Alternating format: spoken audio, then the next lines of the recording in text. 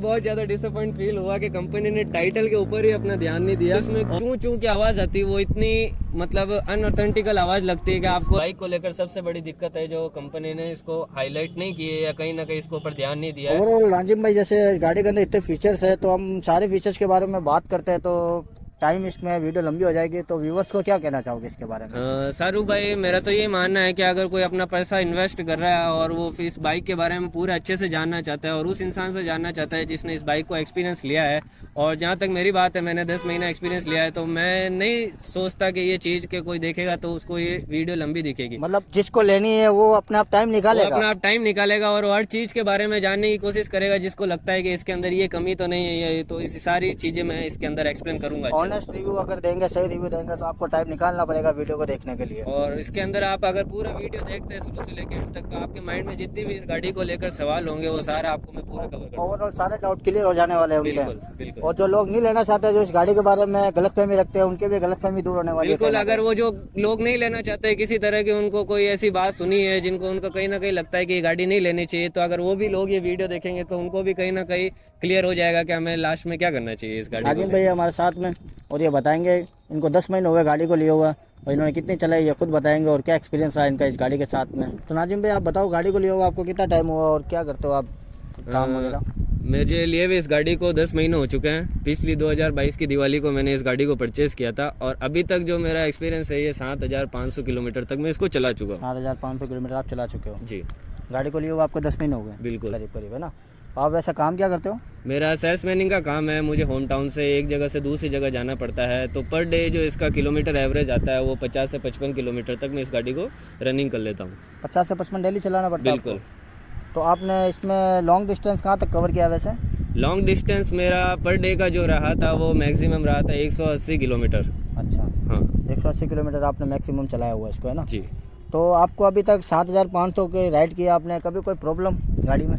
ऐसी तो कोई एक्सपीरियंस या कोई ऐसी प्रॉब्लम मुझे फील करने को नहीं मिली कि मुझे ऐसा डिसअपॉइंटेड होना पड़े कि मैंने इस गाड़ी को लिया। इतना मतलब पेमेंट, एक स्पोर्ट बाइक को लेकर जो एक कस्टमर की फीलिंग होती है, कस्टमर का एक्सपीरियंस होता है कि मैं स्पोर्ट बाइक लूँगा तो हर जगह पे, जैसे पानी की जगह पे भी चलाई मैंने, बारिश के अंदर भी चलाया इसको, और टेढ़े मेढ़े रास्तों पे भी चलाया था जहाँ पे कंकर वगैरह हो, खड्डे कुछ ऑफ रोडिंग भी की है? मतलब ऑफ रोडिंग भी की है। तो ओवरऑल जो एक्सपीरियंस मुझे मिला है वो बेटर एक्सपीरियंस बारिश है। में कभी ऐसा हुआ कि गाड़ी कोई बंद हो गई हो, आपको कोई तकलीफ हो गई हो, या मीटर में या कुछ भी XYZ? बिल्कुल नहीं। अभी जो आपको पता होगा कुछ टाइम पहले बहुत तेज बारिश हुई थी जोधपुर में, उस टाइम मैं बाहर था, टूर पे था। उस दरमियान मैंने मतलब इसका जो बाइक के अंदर पानी था वो आधी इंजन तक पानी चल रहा था और उसमें मैं अपनी गाड़ी को रनिंग कर रहा था। उसके बाद भी कोई इसमें रुकावट नहीं आई, बंद नहीं हुई। बस जो इसका RPM है वो कहीं ना कहीं मुझे लगा लो हो गया है। तो गाड़ी का आपको लुक कैसा लगा? गाड़ी का लुक एक यंग लुक है, जैसे कोई कॉलेज बॉय है, कोई है ना मार्केटिंग करने के लिए ले रहा है,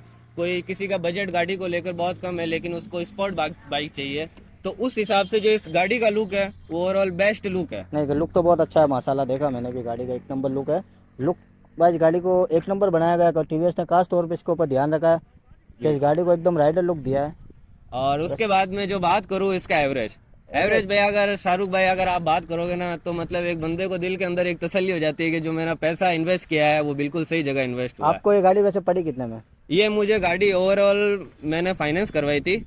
इसका कैश वैल्यू तो जो अपने जोधपुर के अंदर, जो जोधपुर जिले की मैं बात कर लूँ तो उसमें 1,15,000 जो इसके ऊपर जो सब्सिडी जो ऑन रोड प्राइस पड़ती है। ऐसे इसका शोरूम प्राइस है 95,000 95 होगा, सही है। वो RTO और खर्चा वगैरह खर्चा मिला के 1,15 तक पड़ती है। तो आपको इस गाड़ी के अंदर नाइट के अंदर कभी लाइट लगाने पे आपको ऐसा फील हुआ कि रोशनी कम है, थोड़ी TVS को ज्यादा रोशनी देनी थी? बिल्कुल, इसमें डुअल मोड है। एक सिंगल मोड के अंदर जो इसकी LED ब्राइटनेस जो जाती है वो फ्रंट में जाती है, और अगर आप रात को गाड़ी चला रहे हैं जहाँ पे हाईवे लाइट वगैरह नहीं लगी हुई है तो उसमें एक डबल मोड कर सकते हैं लाइट का, जिसमें इसमें डबल लाइट का, बिल्कुल, जिसमें एक फ्रंट में लाइट ऑन रहती है और एक नीचे की तरफ ऑन रहती है। जो डुअल मोड है वो मुझे बहुत कम लगा दूसरी गाड़ियों के मुकाबले, क्योंकि इससे नीचे की सड़क वगैरह प्रॉपर दिखाई नहीं देती। पासिंग वाली लाइट एक्टिव करते हो? बिल्कुल बिल्कुल। मतलब वो इसकी जो नेचुरल लाइट है वो आपको थोड़ी कम फील होती है? बिल्कुल कम फील होती है। इनफैक्ट ये LED लाइट है तो एक कस्टमर की मतलब एक्सपीरियंस उसको लगता है कि नहीं एलईडी लाइट नॉर्मल बल्ब के मुकाबले जो पहली वाली लाइटों में आती थी उससे तो ज्यादा दुगुनी होनी चाहिए, लेकिन मुझे तो उससे भी कम लगी थोड़ा इसकी कम लाइट। लगा। टीवीएस को बिल्कुल। इसके ऊपर ध्यान देना इसके चाहिए। ऊपर आपने ध्यान इसकी देना हाईएस्ट चाहिए स्पीड इसका। कितनी चलाई है? मैंने इसका हाईएस्ट स्पीड अभी तक जो लेके गया वो 112 किलोमीटर तक मैं लेके गया हूँ। 112 स्पीड? 112 किलोमीटर तक आपको लेके कोई गया। तकलीफ ऐसा फील हुआ, वाइब्रेशन वगैरह कोई? बिल्कुल, आप मतलब यकीन करोगे कि मैं सिंगल राइडर था जो इसको चला रहा था, पीछे कोई सवारी नहीं बैठी थी। मुझे बिल्कुल ऐसा नहीं लगा कि गाड़ी मेरे आउट ऑफ कंट्रोल हो जाएगी 112 किलोमीटर ऐसा तक। नहीं लगा बिल्कुल? बिल्कुल, मुझे ये चीज़ बहुत बेटर लगी। गाड़ी को आप जब इतनी स्पीड में चला रहे थे, 120 आपने बताया, तो 112 किलोमीटर। 112 पे, सॉरी, तो ऐसा मतलब आपको फील हुआ कंट्रोल करने में या इस गाड़ी को थोड़ी तकलीफ आ सकती है? बिल्कुल नहीं। जब मैंने इसका पीछे का जो ब्रेक है वो डिस्क ब्रेक नहीं है, ऐसे इसके अंदर डिस्क ब्रेक का भी मॉडल आता है, जो पीछे भी डिस्क ब्रेक होता है आगे भी डिस्क ब्रेक होता है, लेकिन इसमें सिर्फ आगे डिस्क ब्रेक जो मैंने मॉडल चूज़ किया था, तो उसमें पहले जो पीछे का ब्रेक लगाया था उससे गाड़ी लगभग है ना 2 से 5 सेकंड के अंदर उसने जो 112 किलोमीटर की स्पीड थी वो डायरेक्ट 100 किलोमीटर पर आ गई थी 5 सेकंड के अंदर। और उसके बाद में जो मैंने हल्का हल्का आगे का ब्रेक लगाना, डिस्क ब्रेक स्टार्ट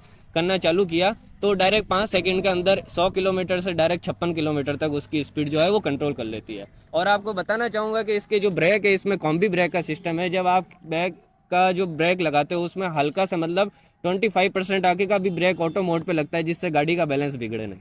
अच्छा अच्छा, इसमें एबीएस सिस्टम नहीं दिया आपको, इसको आप कहीं ना कहीं फील करते हो ये होना कहीं चाहिए ना था। कहीं उस जगह फील होता है जहाँ पे आप डबल सवारी हो और एक स्पीड में गाड़ी का लॉन्ग टाइम मतलब लॉन्ग डिस्टेंस का मजा लेना चाहता हो, और उस कंडीशन में अगर कोई ऐसा आगे से गाड़ी आ जाती है, ट्रक आ जाती है, तो वहाँ पे एबीएस की कमी बहुत ज्यादा महसूस होती है। टीवीएस को इसके ऊपर ध्यान देना था, इसके एबीएस ऊपर निकाल देते। इसका अभी तक जो मेरा ओवरऑल पहला एक्सपीरियंस की बात कर लेता हूँ मैं, कि अभी तक मुझे क्या इससे एक्सपीरियंस फील हुआ है।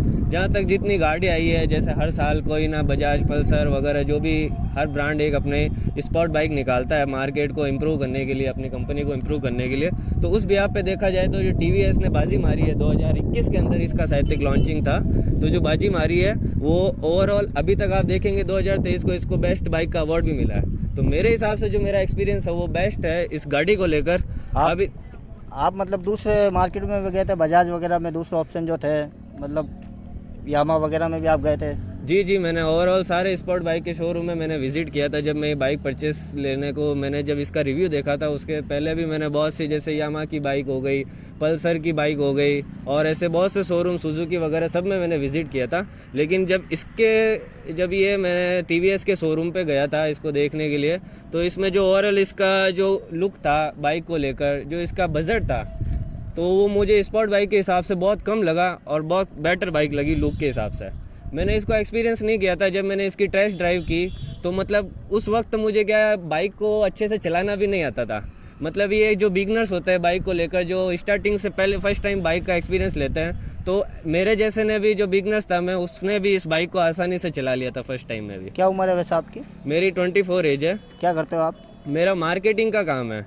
मैं मार्केटिंग करता हूँ, जैसे अलग अलग दुकानों पे जाना पड़ता है मुझे, शहर से दूर भी जाना पड़ता है। मेरी जो लोकेशन है, जो मेरा होम टाउन है, वहाँ से भी दूर जाना पड़ता है। तो मेरा जो रोज़ाना का बेसिक रनिंग रहता है वो 50 से 55 किलोमीटर के बीच में रहता है। डेली 50 से 55 आप गाड़ी को ड्राइव कर लेते हो? बहुत बिल्कुल। बड़ी बात है। मतलब लॉन्ग से लॉन्ग डिस्टेंस आपने कब कितना कवर किया इसको? मैंने लॉन्ग से लॉन्ग डिस्टेंस अभी तक इसका 175 पर डे, मतलब ये एक दिन के अंदर 175 किलोमीटर को ज़्यादा से ज़्यादा इस गाड़ी को चलाया है। 175 वन डे में? जी सर। अभी आप अगर मान लो अगर आपको इसको दूर ले जाना पड़े तो आप कहाँ तक इसका डिस्टेंस कवर कर सकते हो इस गाड़ी को लेकर? कहाँ मैं इतना बेफिक्र जा सकता हूँ, कोई तकलीफ नहीं आने वाली? जिस हिसाब से ओवरऑल इसका इंजन का परफॉर्मेंस देखा है, जैसे कि ये 125 सीसी का इंजन है, तो इसका जो परफॉर्मेंस है, इसकी टाग वैल्यू के हिसाब से जो कंपनी इसको क्लेम करती है कि मैं अगर सिंगल राइड कर रहा हूँ, जैसे कोई पीछे सवारी नहीं बैठी है, सिंगल राइड कर रहा हूँ, तो इसको ओवरऑल मैं 8000 किलोमीटर तक चला सकता हूँ। कोई मुश्किल आए या ये गाड़ी रुकेगी नहीं 8000 किलोमीटर तक। इतना मुझे भरोसा हो चुका है अभी तक। तो वैसे गाड़ी को आपने लिया है तो कभी कोई तकलीफ वगैरह आई हो, या गाड़ी को लेके कभी ऐसा हुआ स्टार्ट नहीं हुई हो, या कभी कहीं रास्ते में बंद हो गई हो, कभी ऐसा कुछ छोटी मोटी कुछ हुई आपके साथ में? अभी तक इसके साथ में कोई ऐसा एक्सपीरियंस मुझे फील करने को नहीं मिला है 10 महीने के, कि गाड़ी विदाउट कोई प्रॉब्लम ये अटक गई हो, या मेरी कोई दिक्कत की आई वजह ये गाड़ी अटक गई हो। अभी तक ऐसा कोई एक्सपीरियंस नहीं मिला है। अभी आपको ऐसा फील हुआ कि इसके मीटर के अंदर कभी ऐसी कोई दिक्कत देखने को मिली? जैसे इसमें ऑप्शन बताता है कि फर्स्ट गियर पे गाड़ी चल रही है, सेकंड गियर पे चल रही है, तो ऑप्शन जो लिखा हुआ आता है, कभी ऐसा हुआ कि वो ऑप्शन बराबर काम नहीं कर रहे हो? ये दिक्कत तो मेरे साथ में अभी तक नहीं हुई है, लेकिन जो इसका न्यूमेरिक डिजिटल मीटर है उसमें मुझे कहीं ना कहीं दिक्कत हुई। जैसे गाड़ी थर्ड गियर पर चल रही है लेकिन उसमें 0 लिखा हुआ आ जाता है, गाड़ी चौथी गियर पर चल रही है तो उसमें 0 लिखा हुआ आ जाता है। तो कहीं ना कहीं जो बिगनर्स है वो जो गाड़ी के मीटर के और गियर के हिसाब से चलाना सीख रहे हैं उनको दिक्कत आ सकती है, वो कंफ्यूज हो सकते कंफ्यूज हो सकते हैं ना। हैं। बिल्कुल वैसे गाड़ी जब आप चला रहे होते हो जी तब जी। आपने कंट्रोल की, गियर कम किया, तब हाँ। ऐसा हुआ कि गियर अटक गया है?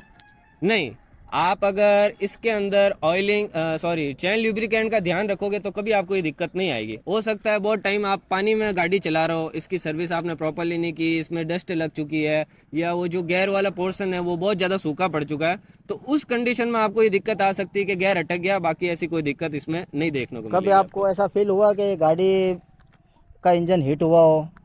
देखो सर, जहाँ कम टाइम तक में? स्पोर्ट बाइक की बात है तो स्पोर्ट बाइक का सारा इंजन, चाहे बड़ी से बड़ी कंपनी ले लो आप, उनका सारा इंजन हीट होता है क्योंकि उसको बहुत ज़्यादा आरपीएम में काम करना पड़ता है। स्पोर्ट बाइक का मतलब यही होता है कि हाई क्वालिटी इंजन और हाई स्पीड का। थोड़ा बहुत रहता है उसमें, बिल्कुल। स्पोर्ट रहे तो। लेकिन इसके अंदर पावर कूलिंग इंजन लगा हुआ है तो कहीं ना कहीं जो जितना हीटिंग निकलनी चाहिए एक स्पोर्ट बाइक से उतना नहीं निकलती इसमें। बिल्कुल। क्या आपको कभी इस गाड़ी को लेके ऐसा हुआ कि आपने सुबह मॉर्निंग में ऑफिस जाने के लिए गाड़ी स्टार्ट की और गाड़ी स्टार्ट नहीं हुई, एक दो सेल्फ मारे, फिर आपने टिक टिक को फील किया, टिक होना चाहिए था इसमें?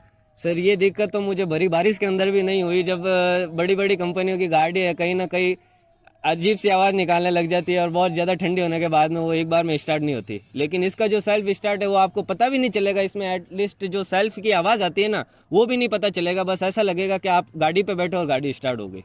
इतना अच्छा एक्सपीरियंस इसका जो सेल्फ स्टार्ट बहुत है, अच्छा था, मतलब क्योंकि इसमें self पावर start में। कूलिंग इंजन है तो वो फैसिलिटी आपको बेझिझक मिलेगी। कभी आपको ऐसा फील हुआ कि कोई सेंसर मिसबिहेव कर रहा है? जैसे फॉर एग्जांपल क्या स्टैंड, साइड स्टैंड का जो इसके अंदर सेंसर जी लगा जी हुआ है, जी जी। कभी ऐसा हुआ कि सेंसर वो काम नहीं कर रहा है प्रॉपर, ऐसा कुछ हुआ कभी? ऐसा कभी फील नहीं हुआ मुझे। इसके अंदर ये है कि आप है ना गाड़ी को डायरेक्ट फर्स्ट गियर में बंद कर देते हो और स्टैंड लगा हुआ है और वापस से रीस्टार्ट कर रहे हो तो आपका माइंड कहीं ना कहीं कंफ्यूज हो जाता है, अरे यार गाड़ी स्टार्ट क्यों नहीं हो रही है। बहुत लेकिन जानों के साथ ही हो रहा है अभी। बिल्कुल, लेकिन मीटर के अंदर आप देखोगे तो साइड साइड साइड में, मीटर के साइड में एक रेड कलर का जो सिंबल आता है वो आपको बताता है कि आपका जो स्टैंड है वो अभी भी लगा हुआ टच है, टच है। वो उसको ऊपर नहीं किया है। बरोबर। तो वो इसमें अपनी वो बाइक की कोई गलती नहीं मानता है, ये अपना माइंड साइकोलॉजी है कि अपन डायरेक्ट स्टार्ट करने में पिछली गाड़ियों के मुकाबले इसको करते हैं, लेकिन इसमें अभी तक कोई नहीं है, स्टैंड ऊपर करती गाड़ी स्टार्ट होती है। सस्पेंसर वगैरह की अगर बात करें हम, तो सस्पेंसर वगैरह आपके उसकी गाड़ी में प्रॉपर काम किए थे? मतलब कोई ऐसा फील तो नहीं हुआ कि कुछ हार्ड है या कुछ ज़्यादा ही सॉफ्ट हो गए? बिल्कुल भी नहीं, अभी तक मुझे कोई 10 महीनों में कोई ऐसा एक्सपीरियंस नहीं सस्पेंसर है। बिल्कुल ओके है। हाँ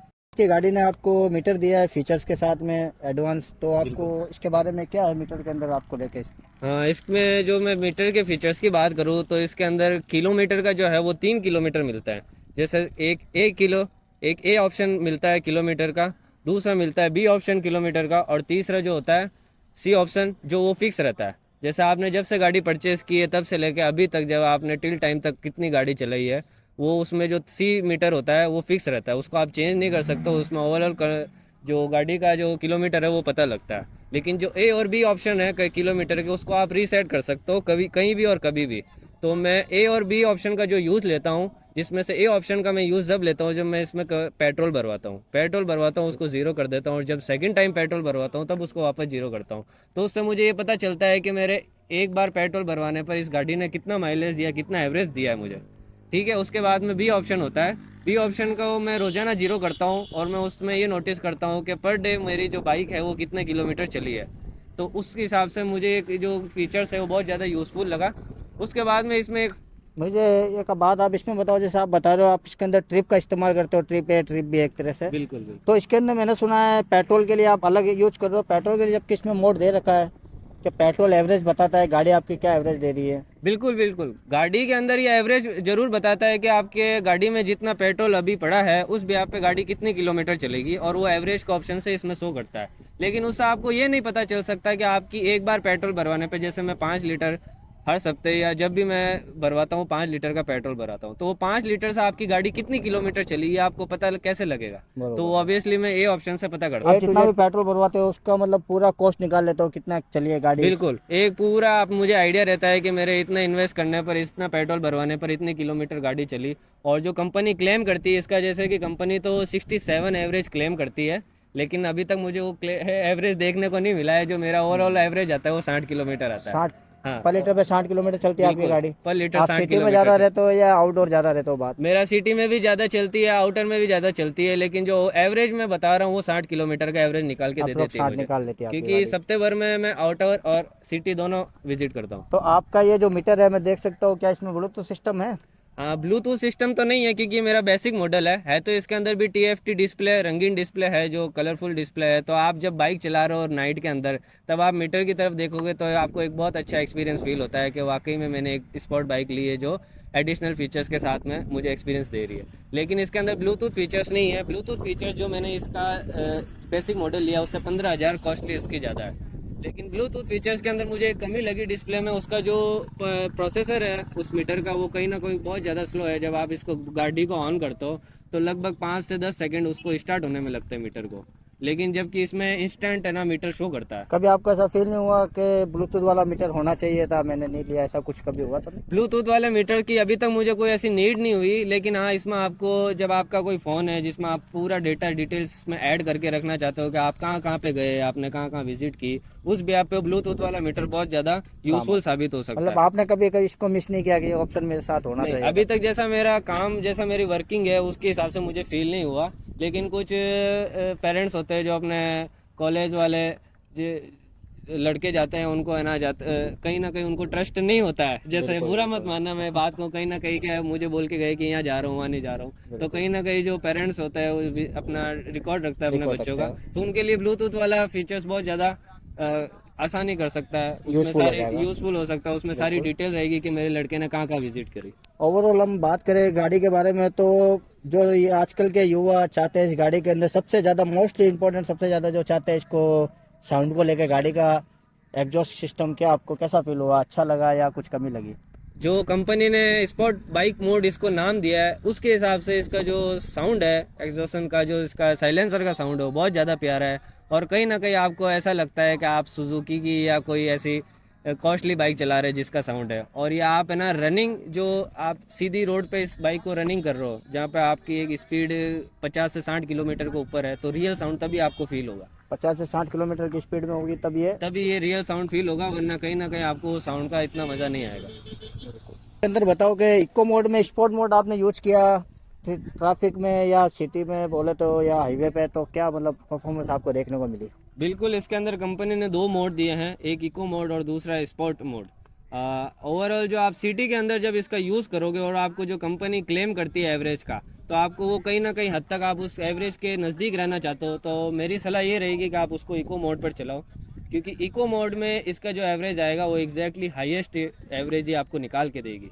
इको मोड पे आप इसको चलाते हो तो आपको जो कंपनी एवरेज क्लेम करती है उसके बहुत नज़दीक रहोगे आप और एक अच्छा एवरेज निकाल के देगी। लेकिन आप जैसे ही इसको स्पोर्ट मोड पे चलाते हो तो हर पर एवरेज, जैसा मैंने बताया कि 60 किलोमीटर का मुझे एवरेज देती है, तो स्पोर्ट मोड के चलाने पर वो जो एवरेज है वो 50 किलोमीटर का हो जाएगा। अच्छा। बिल्कुल। और आपको बताना चाहूँगा कि इसके अंदर आप जो 50 किलोमीटर की स्पीड के अंदर गाड़ी चला रहे हो तो उसका इको मोड सफिशिएंट है, आपको स्पोर्ट मोड करने की कोई ज़रूरत नहीं। वो ओवरऑल पूरा बेस्ट परफॉर्मेंस आपकी गाड़ी निकाल के देगी इको मोड के अंदर 50 किलोमीटर। आपको इको मोड में ऐसा नहीं लगा कि कुछ ज़्यादा कम हो जाती है, ऐसा तो नहीं फील होता आपको? नहीं, बिल्कुल नहीं। 50 किलोमीटर की स्पीड के अंदर आपको बेस्ट इको मोड का ये इंजन परफॉर्मेंस देगा। लेकिन जब आपकी स्पीड या हाईवे पे आप गाड़ी चला रहे हो जिससे आपको 50 किलोमीटर के ऊपर गाड़ी को ले जाना है, तो आप डायरेक्टली उसको स्पोर्ट मोड पे कर दीजिए, जिससे आपको जो परफॉर्मेंस मिलेगा और इंजन की जो सेफ्टी और जो लाइफ रहेगी वो बेटर रहेगी। अगर आपने इको मोड के अंदर भी इसको 50 से ऊपर खींचने की 50 किलोमीटर के ऊपर ले जाने की कोशिश की तो आपका इंजन में कहीं ना कहीं दिक्कत आ सकती है। बिल्कुल। नाजिम भाई, क्या आपको कभी ऐसी जरूरत पड़ गई हो कि आपने 3 सवारी बैठना चाहिए और बैठने में कोई दिक्कत आई हो? बिल्कुल, इसकी जो सीटिंग है जैसे कि स्पोर्ट मोड के हिसाब से जो पीछे वाला जो बैक सीट है वो कहीं ना कहीं थोड़ी सी ऊपर है, अदर बाइक के मुकाबले तो इतनी नहीं है, लेकिन कहीं ना कहीं अगर तीसरा बंदा बीच में बैठा है तो उसको कहीं ना कहीं दिक्कत हो सकती है सीटिंग की। स्लिप के नीचे जाएगा, है ना? और आप अपनी, मैं तो बात ही नहीं करूंगा कि 3 सीट की, क्योंकि अगर आप अपनी बाइक की अच्छी परफॉर्मेंस चाहते हो, लाइफ टाइम लॉन्ग टाइम इसको चलाना चाहते हो, तो आप 2 सवारी वो रेडर जो है मैंने सोचा था कि इसमें मेटल का यूज़ किया हुआ है ये कंपनी ने, लेकिन कुछ टाइम बाद मुझे पता चला कि ये प्लास्टिक के ऊपर इन्होंने एल्यूमिनियम चिपका के डायरेक्ट दे दिया। ओह। तो मुझे कहीं ना कहीं बहुत ज़्यादा डिसअपॉइंट फील हुआ कि कंपनी ने टाइटल के ऊपर ही अपना ध्यान नहीं दिया, और इनफैक्ट मुझे इसको फेविक्विक से चिपकाना पड़ा। फेविक्विक से आपने चिपकाया था इसको? बिल्कुल, इसको फेविक्विक से चिपकाना पड़ा, और उस साइड का भी इसमें वही ये तो गाड़ी का नाम है यार, कंपनी को इसके ऊपर तो खास तौर पर ध्यान देना था। दिखाओ। बिल्कुल, तो इसको लेकर मैं बहुत ज़्यादा डिसअपॉइंटेड हुआ कि कंपनी इतना अच्छा मार्केट के अंदर परफॉर्मेंस कर रही है, उसी की क्वालिटी और उसी के टाइटल को लेकर कंपनी ने इतनी बड़ी लापरवाही बरती है। बिल्कुल बिल्कुल भी हट रहा है, और इसको जो प्लास्टिक के ऊपर इसकी कवरिंग की गई है, ये एल्यूमिनियम या जो भी है मुझे पता नहीं, तो वो भी टूट रहा है। ये अपने आप ही हटने लगा? बिल्कुल बिल्कुल, इसमें कोई मैंने छेड़खानी नहीं की। इतना संभाल के रखने के बावजूद भी अगर ये टाइटल हट रहा है तो इसमें कहीं ना कहीं कंपनी का बहुत बड़ा फॉल्ट। कंपनी ने इसके बारे में क्या बोला आपको? कंपनी ने बोला कि ये, जब मैं सर्विस सेंटर गया इसके, मैंने कहा ये इसका टाइटल नेम ही हट रहा है, तो वो बोलने लगे कि ये तो प्लास्टिक के ऊपर लगा हुआ है, तो आप इसको फेविक्विक से चिपका लो। तो मैंने कहा फेविक्विक से चिपका तो लूंगा, लेकिन मुझे इस बारे में बहुत जवाब चाहिए ना। बिल्कुल, मैंने कहा ये टाइटल हट कैसे रहा है। मैंने कहा दूसरे कंपनियों में भी आता है, जैसे आपने देखा होगा पल्सर की टंकी पर पल्सर लिखा हुआ होता है, वो इतना टाइट होता है, मतलब कंपनी 10-15 साल हो जाता है लेकिन वो टाइटल नहीं हटता। आज भी 15 साल पुरानी गाड़ी नजर आती है, पल्सर लिखा हुआ बराबर नजर आती है, उसमें कोई तकलीफ नहीं आती है। और ऐसी टीवीएस की बहुत सारी बाइक है जिसमें टीवीएस भी लिखा होता है टंकियों पे, वो भी नहीं हटता, लेकिन कंपनी ने इसमें इतनी बड़ी खामी रखी है, तो उस बात को लेकर मैं बहुत ज़्यादा डिसअपॉइंटेड हूँ। और दूसरी इसकी बिल्ड क्वालिटी की बात करूँ तो इसमें जो प्लास्टिक दिया गया है वो बहुत जगह प्लास्टिक दिया है, लेकिन कहीं ना कहीं मुझे लगता है कंपनी को जैसे टंकी पे हुआ, इसको कहीं ना कहीं लोहा यूज़ करना चाहिए था। लेकिन जब मैंने कंपनी के एक्सपीरियंस मतलब यूट्यूब में वगैरह में इसका रिव्यू देखा था कि प्लास्टिक की क्यों, इसका रीज़न क्या है, तो कस्टमर का और कंपनी का बोलना था कि ये एवरेज अच्छा दे सके, एक एवरेज में कहीं ना कहीं एक अच्छी अपनी परफॉर्मेंस दे सके, तो इसलिए कंपनी ने इसका जो वेट है वो कम रखने की कोशिश की है प्लास्टिक। जैसे कि हम FGS में देख सकते हैं, उसमें भी टंकी ओवरऑल पूरी प्लास्टिक की बनी हुई है। बिल्कुल बिल्कुल, लेकिन मैं बताना चाहूँगा, ये भले खामी है लेकिन इसके अंदर ही एक प्लस पॉइंट ही है। जैसा आपको दिख रहा होगा ये प्लास्टिक की टंकी है। आप यकीन करोगे मेरे घर के बाहर पड़ी थी गाड़ी और कोई बच्चा जो है इसको धक्का देके चला गया था, तो पूरा वेट इसमें है ना गिर गए थे, टैंक पे आ गए थे, लेकिन ये टैंक में कोई खड्डा नहीं हुआ, कोई फटी नहीं। इतना अच्छा इसका जो प्लास्टिक मटेरियल है वो यूज़ किया गया है, क्वालिटी अच्छी यूज की। बिल्कुल। जैसे इसका चार्जर वगैरह आप देखते हो, कभी काम में लिया आपने क्या? मैंने चार्जर इसका काम में लिया था, नो डाउट। इसमें USB 5.5 वॉट चार्जर है जो USB सपोर्ट करता है, और ये तभी सपोर्ट करता है जब आपकी चाबी से इसके आपकी बाइक जो है वो चालू रहेगी, वरना ये काम नहीं करेगा। तो ये अच्छा कंपनी ने एक जो निकाला है फंक्शन के बिना चाबी के ये काम नहीं करेगा, वरना हर कोई यूज़ कर सकता था इसको, गाड़ी की बैटरी। लेकिन मैं इसको बताना चाहूँगा कि आप इस पोर्ट को तभी यूज़ करें जब बहुत ज़्यादा इमरजेंसी है, ज़्यादा यूज ना करें। क्योंकि अगर आपने ओवरऑल जैसा आप घर से मोबाइल चार्ज करके नहीं निकले और आपने सोचा मैं इसको बाइक पर ही चार्ज कर लूँगा, तो ये आपकी सबसे बड़ी खामी होगी इस बाइक को ख़राब करने में, क्योंकि इसका जो बैटरी परफॉर्मेंस है वो इस पोर्ट के जरिए बहुत ज़्यादा लो हो सकता है। लो मतलब आपने इससे जब चार्ज किया तो आपको ऐसा फील हुआ कि बहुत ज़्यादा लो चार्ज टाइम ले रहा था, है ना? नहीं,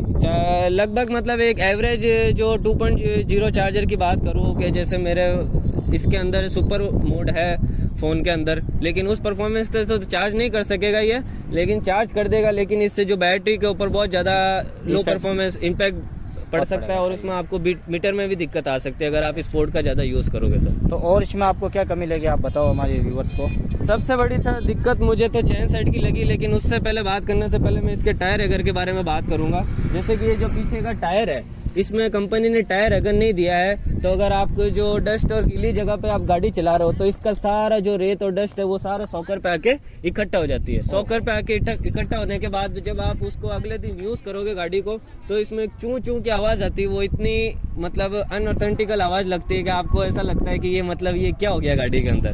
तो ये सबसे बड़ी दिक्कत है। वैसे मैं देख रहा हूँ कि दिया हुआ तो है, बट बहुत छोटा दिया है ना? नहीं सर, ये टायर हैगर नहीं है, ये कंपनी के बैग का जो कवर करने का जो है पिछली सीट, ये वही है। टायर हैगर एक अलग से जैसे पल्सर वगैरह में आता है, तो कंपनी को इसके अंदर ऐड करना था। इनफैक्ट बहुत से कस्टमर की ये ना कंप्लेंट रही है कि इसके अंदर टायर हैगर क्यों नहीं है। बहुत से कस्टमर ने इनसे बाहर भी लगवाया, लेकिन कंपनी में भी इसका कोई मतलब एडिशनल पार्ट नहीं आता है कि आप इसको कवर कर सको। तो लोग पल्सर का लगवा रहे हैं, लेकिन वो पल्सर का कहीं ना कहीं, जैसे मैं देख सकता हूँ चेन के बारे में आप शिकायत कर रहे थे, तो चेन को लेकर आपको क्या शिकायत है वैसे? मैं बात कर रहा हूँ इस चेन सेट के बारे में, तो मैं बता दूँ ये कंपनी की सबसे बड़ी इस बाइक को लेकर सबसे बड़ी दिक्कत है जो कंपनी ने इसको हाईलाइट नहीं की है या कहीं ना कहीं इसके ऊपर ध्यान नहीं दिया है। चेन सेट ये एक ऐसा पार्ट है इस बाइक का, अगर आप इसको ध्यान नहीं रखोगे तो ओवरऑल पूरे बाइक के परफॉर्मेंस में आपको कमी देखने को मिल सकती है। मतलब आवाज़ फील होती है आपको? बिल्कुल, इससे आपका ध्यान नहीं रखोगे, अगर आप इसको time to time chain lubricant नहीं दोगे तो सबसे पहले गियर में दिक्कत देखने को मिलेगी। गियर इसका हार्ड होने लगेगा, उसके बाद इंजन के अंदर हल्की हल्की आवाज़ आने लगेगी, जिसकी वजह से चैन सेट हार्ड होता है तो इंजन को ज़्यादा लोड पड़ता है कहीं। तो नाजिम भाई, आप मेरे को एक बात बताइए कि इस गाड़ी के अंदर जब आपको कंपनी के अंदर सर्विस करवाने गए तो कंपनी से आपका क्या रिस्पांस रहा? मतलब कंपनी ने आपको कैसा रिस्पांस दिया, क्या आप बताना चाहोगे? जी बिल्कुल, अभी तक जैसे मैंने बताया कि आपको 10 महीने इसको यूज़ करते हुए हो गए, तो मैंने इसकी सेकंड सर्विस भी करवा ली और थर्ड सर्विस भी मेरे बहुत जल्द आने वाली है। सर्विस कॉस्ट क्या रही थी आपकी? सर्विस कॉस्ट इसकी, तो सर्विस कॉस्ट जैसे सर्विस चार्जेस है वो कंपनी की तरफ से 5 सर्विस जो आपको बिल्कुल विदाउट कॉस्ट मिलती है, उसका कोई चार्जेस नहीं लिया जाता। लेकिन जैसा कि इसका स्पोर्ट इंजन है तो इसके अंदर सिंथेटिक ऑयल लगता है और सिंथेटिक ऑयल ही डालना चाहिए उसके अंदर, तो उसका कॉस्ट, सिंथेटिक ऑयल का कॉस्ट अदर ऑयल के मुकाबले बहुत ज़्यादा होता है। तो उसका जो कॉस्ट रहेगा इसकी कंपनी का खुद का ही आता है, टीवीएस का थ्रू ऑयल, वो आपको पड़ता है 700 रुपये, जो उसके अंदर बिल के अंदर ऐड होके आता है। और उसके बाद में चैन ल्यूब्रिकेंट होता है, उसका भी कॉस्ट पड़ता है आपको लगभग 60 से 65 रुपये। तो लगभग जो एवरेज मेरा कॉस्ट आया है फर्स्ट सर्विस का वो 750 रुपये आया है, जिसमें से सर्विस चार्ज फ्री रही थी। सर्विस चार्ज कितनी सर्विस आपको कंपनी ने फ्री दी? कंपनी ने 5 सर्विस फ्री दी, जिसमें से फर्स्ट सर्विस जो है वो 500 से 600 किलोमीटर पे अपन को करवानी पड़ती है। उसके बाद में जो सेकंड सर्विस वो आपको 5000 से 6500 किलोमीटर तक करवानी पड़ती है जी। और थर्ड सर्विस जो होती है वो 15000 किलोमीटर के ऊपर। आपने थर्ड करवा ली, सेकंड करवाई अभी आपने? सेकंड करवाई, क्योंकि अभी तक मेरी गाड़ी 7500 किलोमीटर ही चली है, तो अभी थर्ड करवाने में बहुत ज़्यादा टाइम है। और मुझे ऐसा नहीं लग रहा है जो कंपनी ने क्लेम किया थर्ड सर्विस 15000 किलोमीटर, उससे पहले करवाने की जरूरत है, क्योंकि अभी तक इसमें कोई दिक्कत नहीं है। अच्छा, तो नाजिम भाई आपने 1 to 10 में से 8 ही क्यों दिया? इनको 2 पॉइंट कम क्यों दिया आपने? बिल्कुल, मेरे 2 पॉइंट कम देने का रीज़न ही इसकी जो बिल्ड क्वालिटी है उसको लेकर था। गाड़ी की टेस्ट ड्राइव कर सकता हूँ? बिल्कुल शाहरुख भाई, आपको भी इसका एक्सपीरियंस लेना चाहिए कि किस तरह की गाड़ी चलती है। तो मैं खुद गाड़ी चला के देखता हूँ फिर कैसी है परफॉर्मेंस वगैरह सब, ताकि अपने व्यूअर्स को मैं सही बात बता सकूँ। बिल्कुल।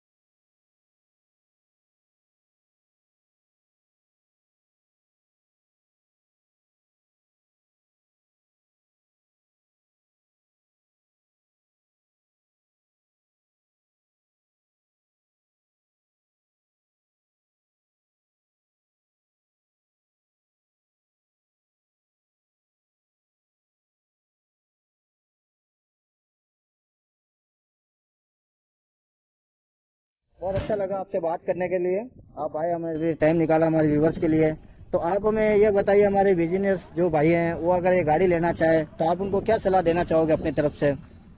सबसे पहले तो जो जिनका बहुत ज़्यादा दूर का विजिट रहती है, रोज़ाना उनकी बाइक 20 से 30 किलोमीटर चलती है, तो उनको आग मीच के इस गाड़ी को ले लेना चाहिए, कोई दिक्कत नहीं है। और उसके बाद में ये कॉलेज, उसके बाद में जो कॉलेज बॉयज़ होते हैं जिनको दूर जाना पड़ता है, और एक मतलब अभी की जो लाइफ स्टाइल चल रही है, जिनको उनको शो भी करना पड़ता है अपने बारे में, कुछ एक एडिशनल से उनको एक फील आती है कि नहीं मेरे पास में ऐसी लुकिंग वाइज बाइक होनी चाहिए, स्पोर्ट बाइक होनी चाहिए, और उनका बजट कम है, तो उनके लिए भी ये बाइक सबसे सफिशिएंट है। और मेरे हिसाब से ये बाइक के अंदर कोई दिक्कत ऐसी नहीं है जो आपको आगे जाके फेस करनी पड़ेगी अगर आप इसका चेन सेट का ध्यान रखते हैं तो। नाजिम भाई बहुत बहुत शुक्रिया, आपने आया, हमारे लिए टाइम निकाला, हमारे व्यूवर्स को आपने बहुत अच्छा रिव्यू दिया, हमें भी बहुत अच्छा लगा। तो आपसे मिलकर हमें बहुत अच्छा लगा, आपने अपनी गाड़ी को पूरा सफिशिएंट पूरा रिव्यू दिया अच्छा सा। आपको ओवरऑल गाड़ी बहुत अच्छी लगी, कोई दिक्कत नहीं आई आपको गाड़ी को, जो आपकी प्रॉब्लम थी आपने बता दी। तो अगर मैं खुद अगर ये गाड़ी खरीदना चाहूँ तो आप ये कहने वाले हो कि ले सकता हूँ? नो डाउट आप लीजिए, इसके अंदर कोई दिक्कत नहीं आपको फील। ऐसा नहीं है कि मैं गाड़ी ले लूँ आप बोल दो नहीं गाड़ी नहीं लेनी थी, ऐसा तो कुछ भी नहीं है। नहीं, ऐसा मैं कोई वजह नहीं है कि मैं आप किसी को मना करूँ कि गाड़ी नहीं लेनी चाहिए। बस ये है कि इसमें क्या मेंटेनेंस रखना चाहिए वो चीज़ मैं आपको बता चुका हूँ, जिसमें मैं मेन चैन सेट की दिक्कत है और वगैरह जो बता दी है मैंने, टायर प्रेशर की वो चीज़। बाकी ये रिव्यू अपना पर्सनल रिव्यू है, कोई कंपनी की तरफ से अपना कोई नहीं। ना, मैं खुद एक नॉर्मल लोकली यहाँ का सिटीजन हूँ, और मैं अपना जो रिव्यू दे रहा हूँ वो ऑनेस्ट रिव्यू है, और मैं अपने एक्सपीरियंस के बेस पे दे रहा हूँ।